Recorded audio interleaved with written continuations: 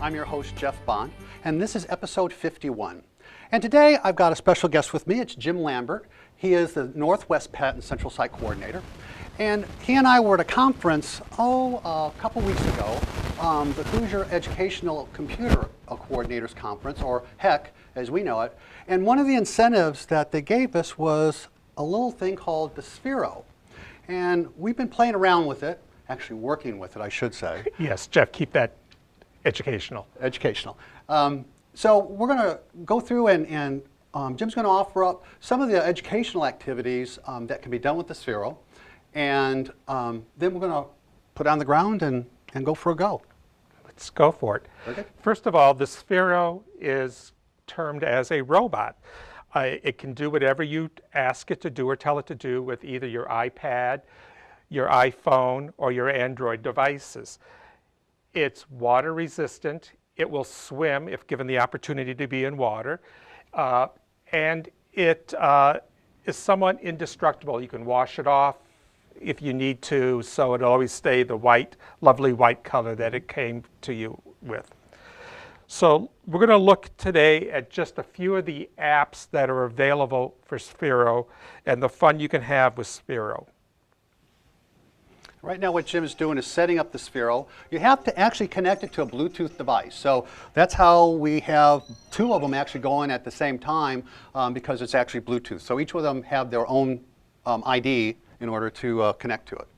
And the first thing you always need to do before you start doing anything with the Sphero is you need to find out where the blue tail light on the Sphero is.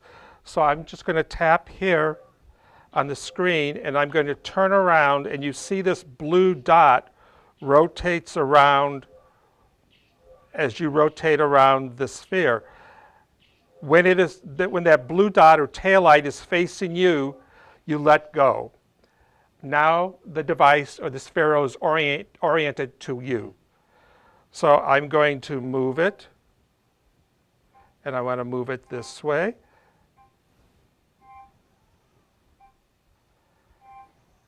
And using the joystick that comes on this app, you basically can drive the Sphero around.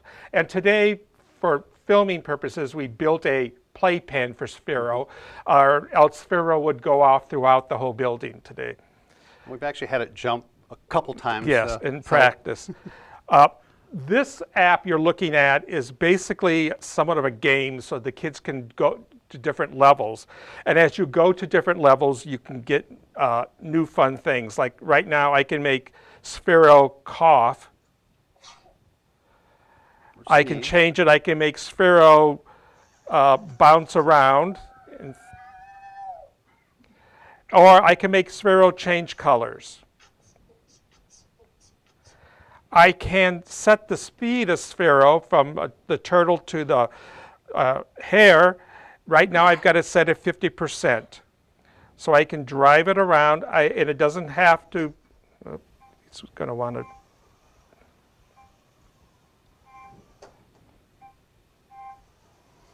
I can't let Jim have all of the fun, so I've got to get mine going here.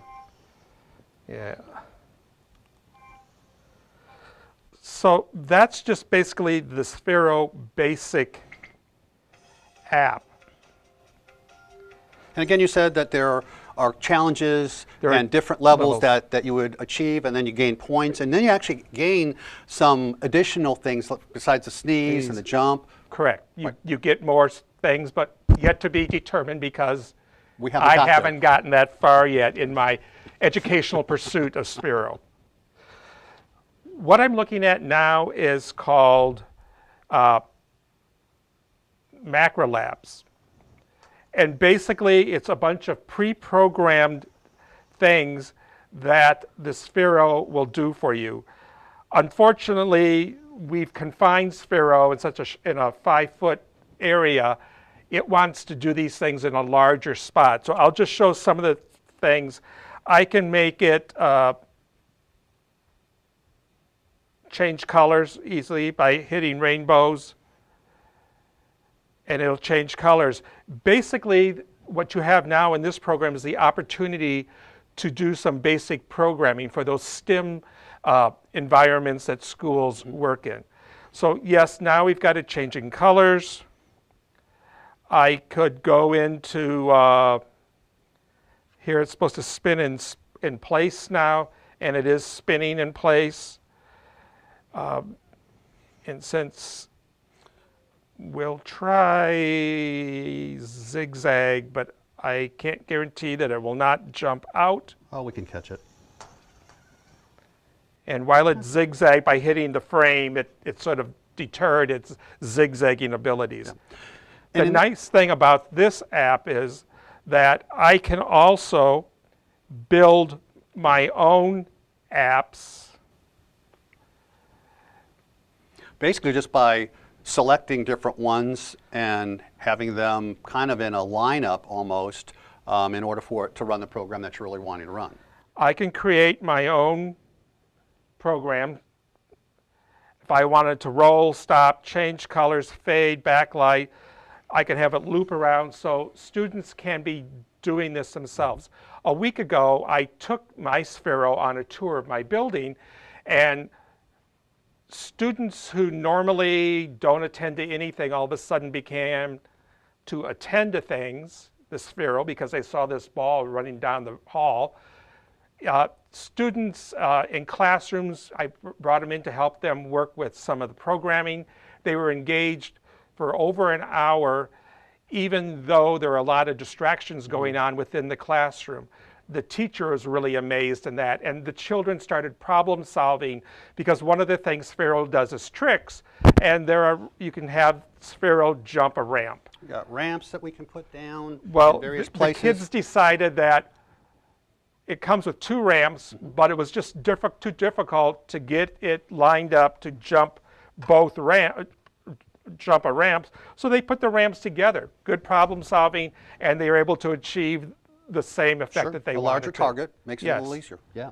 While we're talking about those kinds of things, I did want to show how you basically get it charged, and it's just a little USB device that you plug in and then set the Sphero on it, and there'll be a little blue light that blinks, and when it turns solid, then it's charged. And it lasts for about 2 hours, so that's really not too bad. So that's one of the things. Again, besides the charger, this is a ball that we actually got, a cover for it, and I'm moving yours around so I know which one is mine. Yours is the one, right. And again, as Jim said, it's waterproof, and what this offers is the ability to have a little more traction.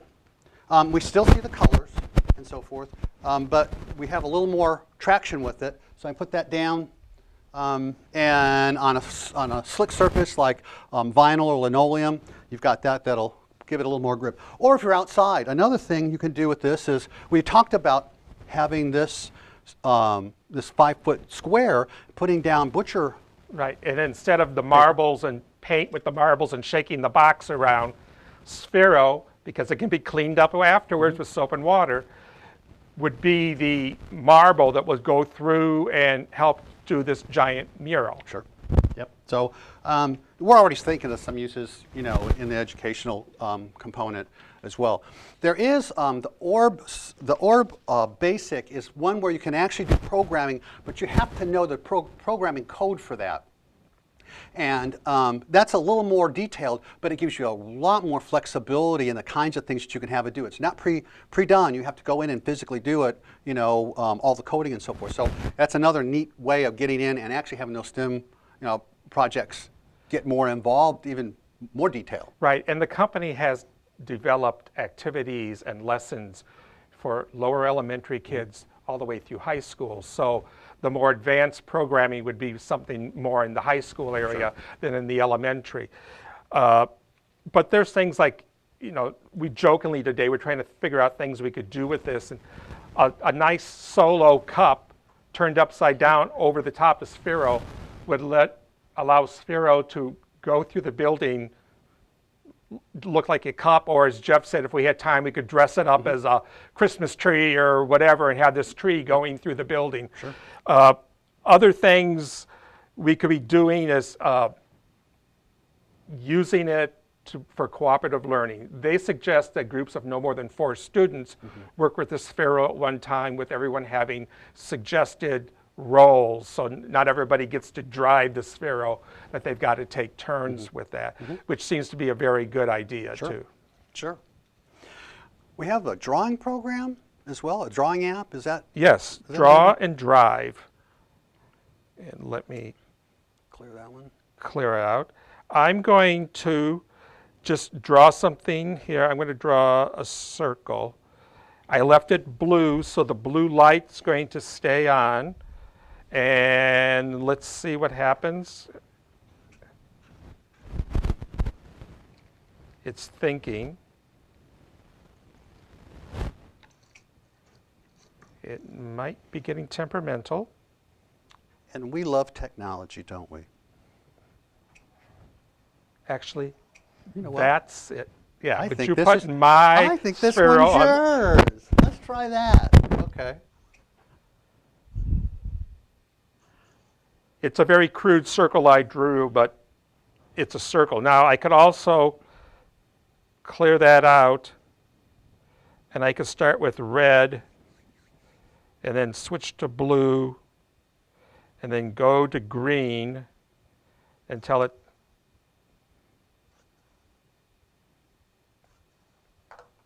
so I can be programming a lot of things in here. They also have, for us who grew up in the 20th century, a Simon game. And we're going to put the Sphero in the stand. There's a little stand that comes with it too, which makes it kind of nice. And especially for this game, because it doesn't roll. You're basically just using the colors for this particular game. So, Okay, you ready? Shake the Sphero. Blue, red, green. Blue, red, green. I won. very good. All right. We'll shake it again and see what happens. So for students who are working on color recognition, visual attention, this is really going to help. When my Sphero was on the tour last week, it ran into the occupational and physical therapy offices, and both the occupational and physical therapy personnel in the office were like, we want this, we need it, we've got to have it. Then I told them it's mine, and they pouted and left the room. But we'll give information about what the cost is here in a little Yes. while. But anyway, so you want to try that one more time? Sure, And maybe we get a shake shot it. of what the screen looks like. Oh, I have to watch what it's doing. That's not going to count because I wasn't watching. So there, I just You lost. just lost. Okay, well, I'm going to shake it. Shake it. Green, green, red. Very good. So just another activity. Again, you don't have to use it, in a big environment like this. You could set it on the table and still play the game and take turns and stuff and pass the iPad around or the Android device or whatever. So, And while this was basically developed for STEM classes, I personally can see this being used K-12, Gen Ed, special ed classrooms because of the capabilities as it has. sure. And they keep developing more apps for this. Yep. And most of the apps are just right for teachers, free. This is the website, and it's www.gosphero.com. And if you notice, we not only have the Sphero, but we have the Ollie. And the Ollie is a little bit different. It's more cylindrical in shape and does kind of the same things as the Sphero, but just another way of looking at things. And they do have their holiday exclusive deals. We'll take a peek at that here in a second. We'll go to Learn More. If you want to go into education. And we're going to go up to Education up here at the top. And here are the kinds of things that the Sphero can do. So we actually have a small video that we could show, but in the sake of time, we're going to forego that. But again, these are just some of the things that are available. Step 3, Scott. And step The 3, Sphero is retails for $129, the Sphero 2.0. Educational pricing is $99. They have on their website a holiday special, so anybody could buy a Sphero now for $99. Plus they have Sphero accessories, the ramps, cases, a bridge that you can make Sphero go across the bridge, as well as the Sphero chariot. So basically it looks like something my kids built with their Legos years ago, and you place it under or over the Sphero, and the Sphero will drive it through the wherever you want it to drive through. Yes. Yeah, great. All right. Well, Jim, thank you very much. I appreciate the time and showing us the Sphero. I've had fun with it. Yes, it's a great thing, and besides being a toy, it's a great educational device. It is. We're going to wrap it up. Our next episode, episode 52, is going to be our vendor presentation. And we're going to have Jeff Tucker from Empowering Learning Opportunities come in, and he's actually going to bring in the Promethean active table. And so we'll have him demonstrate that. We'll probably be standing up again. That's the first time that we've had an opportunity to do this and play on the floor at the same time. So, you know, it's a good thing. My preschool days. Well, that's true. So for Jim and Jeff, I'd like to say thank you for watching, and we'll see you next time.